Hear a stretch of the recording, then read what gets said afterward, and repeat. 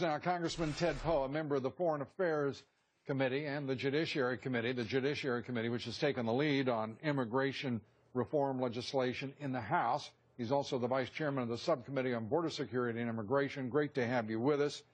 Congressman, in the president's 2000 book, Audacity of Hope, he described his thoughts on illegal immigration. I'd like, if you would, you to listen to this and the audience, please. There's no denying that many blacks share the same anxieties as many whites about the wave of illegal immigration flooding our southern border. The number of immigrants added to the labor force every year is of a magnitude not seen in this country for over a century. If this huge influx of mostly low-skilled workers provides some benefits to the economy as a whole, it also threatens to depress further the wages of blue-collar Americans and puts strains on an already overburdened safety net. The audacity of hope. Your reaction to his statements squared with what he is doing now without so much as even a nod to the issue publicly? Well, that was then and now is now. Of course, the president is a pure political animal, and I think he makes his decisions based upon what's the best political thing for him, not what's best for the country, certainly not what's best in following the law. So the president, as he has said before, if Congress won't do it my way, I'll do it my way without Congress, and therefore we should look forward to the president coming out with more executive amnesty, the latest being the turkey drop that'll drop right before Thanksgiving, where he allows people to stay in the United States and no consequences about how they got here or what they're doing here, and that will also entail them, if they're legalized, to receive federal benefits, including Obamacare. But he's going to do it his way, not what the public wants, not what the election showed, and certainly not what the Constitution demands. Are you surprised the New York Times has come out and said, this will be a disgrace?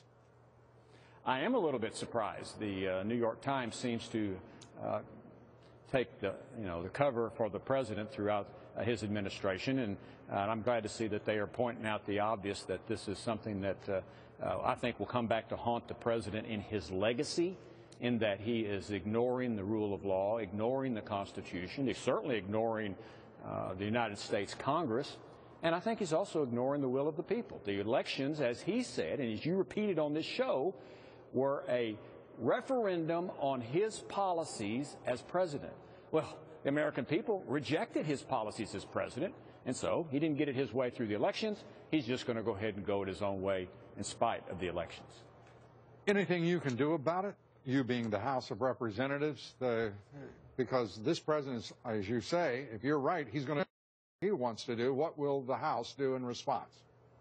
The House needs to do what the Constitution allows it to do, and that is withhold funds from the president. I'm going to introduce legislation, if he follows through with his executive amnesty, to withhold funds and not allow, specifically in the next bill, appropriations bill that we come up this year, not allow any funds to implement this executive amnesty by the president. And there is some talk about other options as well, including another lawsuit against the president to go through the judicial branch, like we're doing with Obamacare. Do you think the American people are a little tired of lawsuits and such on the part of the Congress, that you'd like an expedient and, if I may say, timely response that makes some sense to the American people who are, I mean, you see the same polls that I do. I mean, the American people are outraged at the prospect, let alone the reality. And another lawsuit from the House of Representatives, I'm not sure that that's going to be particularly satisfactory. Long term, that might be successful. Short term, cut off the money. That's what we have the power to do. Let's exercise our authority under the Constitution. Don't give the president any money for executive amnesty. Congressman Ted Poe, good to see you. Thank you.